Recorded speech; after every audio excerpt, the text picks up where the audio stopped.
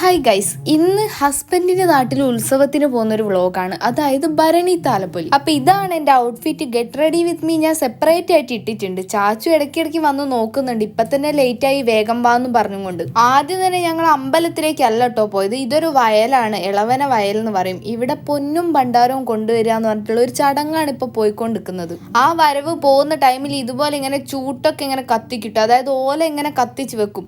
ഇതെന്തിനാന്ന് ചോദിച്ചപ്പോ പണ്ട് കാലത്തൊക്കെ ഇതുപോലെ ഇപ്പൊ ഉള്ള പോലെ ഇലക്ട്രിസിറ്റി ഒന്നും ഇല്ലല്ലോ.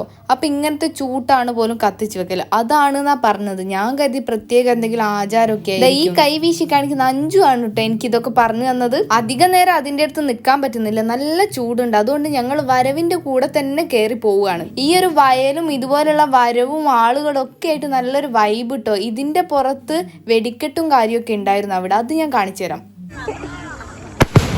ഇതൊന്നല്ല, ഇതിനേക്കാൾ അടിപൊളിയായിട്ടൊക്കെ പൊട്ടിയിട്ടുണ്ടായിരുന്നു. പക്ഷെ അത് എനിക്ക് എടുക്കാൻ പറ്റിയില്ല. ഞാൻ ഇതും നോക്കി ഇങ്ങനെ നിന്നുപോയി. പിന്നെ ഈ ഒരു പടക്കത്തിന് തീ കൊടുത്തപ്പോൾ എൻ്റെ ക്യാമറയിലേക്കൊക്കെയാണ് ഇതിൻ്റെ ഇത് തെറിക്കുന്നത്. ഞാൻ പേടിച്ച് വയലിലേക്കൊക്കെ ചാടി വീണ്. ചാച്ചുവിന്റെ കൈയും പിടിച്ചാൽ ഞാൻ ചാടിയത്. പക്ഷെ അവൻ അവിടെ തന്നെ നിന്ന്, ഞാൻ മാത്രം വയലിലേക്ക് ചാടി. എന്നിട്ട് അവരൊക്കെ ഉണ്ട് എന്നെ കളിയാക്കുന്നത്. നീ ആദ്യമായിട്ട് കാണുന്നോണ്ട് ഇതിനേക്കാളും അടിപൊളിയായിട്ടുള്ള പരിപാടിയൊക്കെ ഇതിന് മുന്നേ കഴിഞ്ഞു പോയത് കൊണ്ടാണ്. അങ്ങനെ വയലിലുള്ള പരിപാടികളൊക്കെ കഴിഞ്ഞിട്ടുണ്ട്. ഇനി ഞങ്ങൾ നടന്നു പോവാണ്. വണ്ടി എടുക്കാണ്ടാണ് പോയത്. അതുകൊണ്ട് നടന്ന് ഞങ്ങൾ ഇനി അപ്പുറം പോകണം. പണ്ട് ചെറുപ്പത്തിലൊക്കെ ഞങ്ങൾ ഇങ്ങനെ ഉത്സവത്തിന് പോവാ, നടന്നിട്ട് വയലിന്റെ അടുത്തൂടെയൊക്കെ. എനിക്ക് അതൊക്കെയാണ് പെട്ടെന്ന് ഓർമ്മ വന്നത്. ഇപ്പം ഞങ്ങൾ പോകുന്നത് ഇനി അമ്പലത്തിലേക്കല്ല, ചാച്ചുവിന്റെ വീട്ടിലേക്കാണ് പോകുന്നത്. അതായത് അവന്റെ അമ്മേന്റെ വീട്ടിലേക്ക്. ഞങ്ങൾക്ക് ഇന്ന് ഫുഡ് അവിടെ നിന്നാണ്. പോകുന്ന വഴിക്ക് നിങ്ങൾക്ക് നോക്കിയാൽ കാണാൻ ചൂട്ടുണ്ടല്ലോ, ആ ഓല കൊണ്ട് തീയിട്ടത് അതെല്ലായിടത്തിലും ഉണ്ട് കേട്ടോ ഈ നാട്ടിൽ. അങ്ങനെ നടന്ന് ഞങ്ങൾ പുഴക്കരെത്തി. അതായത് കുറച്ച് ദിവസം മുൻപ് ഞാൻ ചായ കുടിക്കാൻ പോയൊരു വീഡിയോ ഇട്ടിട്ടുണ്ടായിരുന്നു പുഴക്കരയ്ക്കുള്ള. അവിടെയാണ് കേട്ടോ ഞങ്ങൾ ഇപ്പൊ എത്തിയിട്ടുള്ളത്. ഞാൻ നോക്കുമ്പോൾ അവിടെയും ഇതുപോലെ തന്നെ തീയിട്ടിട്ടുണ്ട് കേട്ടോ. അപ്പൊ എനിക്കൊരു കാര്യം മനസ്സിലായി. ഇന്ന് ഈ ഒരു ദിവസം ഈ നാട്ടിൽ ഏകദേശം എല്ലായിടത്തും ഇതുപോലെ ഇങ്ങനെ ചൂട്ട് കത്തിച്ച് വെക്കുന്നതാണ് എനിക്ക് തോന്നുന്നത്. പുഴക്കര എത്തിയപ്പോ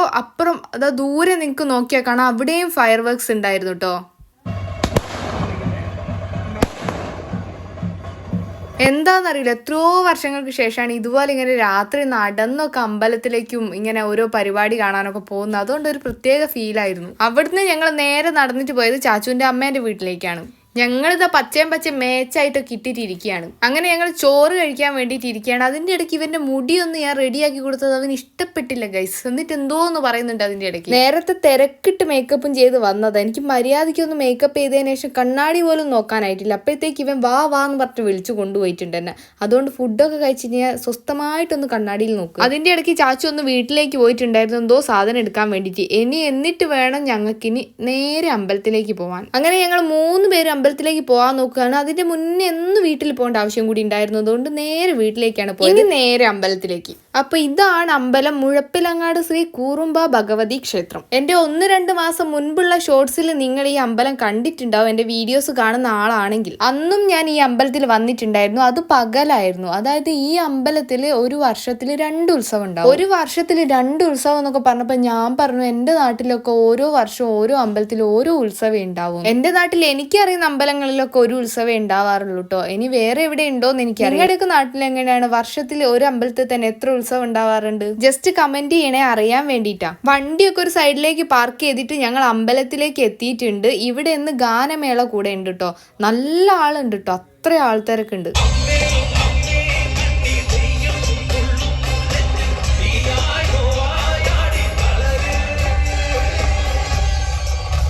സ്റ്റാർ സിംഗറിൽ ഉണ്ടായിരുന്ന അമൃതേന്റെയും പിന്നെ കൗശിക്കില്ലേ അവന്റെയും ആയിരുന്നു കേട്ടോ ഗാനമേള. കൗശിക്കിന്റെ എൻട്രി ഞാൻ കാണിച്ചു തരാം.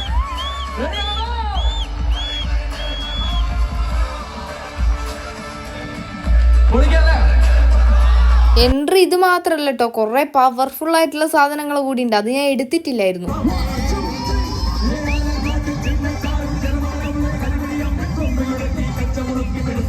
സോങ്ങിന് കോപ്പിറൈറ്റ് കിട്ടുമോന്ന് അറിയില്ല, എന്തായാലും ഞാൻ ഇട്ടിട്ടുണ്ട്. ഞാൻ ഇപ്പൊ ഡാൻസ് കളിച്ചുകൊണ്ടിരിക്കുന്നത് എന്റെ സബ്സ്ക്രൈബേഴ്സിന്റെ കൂടെയാണ് കേട്ടോ. പിന്നെ നമ്മുടെ വീഡിയോ കാണുന്നതും സബ്സ്ക്രൈബ് ചെയ്തിട്ടുള്ളതൊക്കെ ആയിട്ടുള്ള കുറെ ആൾക്കാരെ കണ്ടു കേട്ടോ. കുറെ ആൾക്കാർ അടുത്തേക്ക് വന്ന് സംസാരിക്കുകയൊക്കെ ചെയ്തു. അതിൽ ഒരുപാട് സന്തോഷം. ഇവർ അന്നേരം അവിടുന്ന് വീഡിയോസ് ഒക്കെ കാണാറുണ്ട് എന്ന് പറഞ്ഞ് വന്നതാണ് കേട്ടോ. അങ്ങനെ ഞങ്ങൾ പരിചയപ്പെട്ട് ഡാൻസ് ഒക്കെ കളിച്ചതാണ്.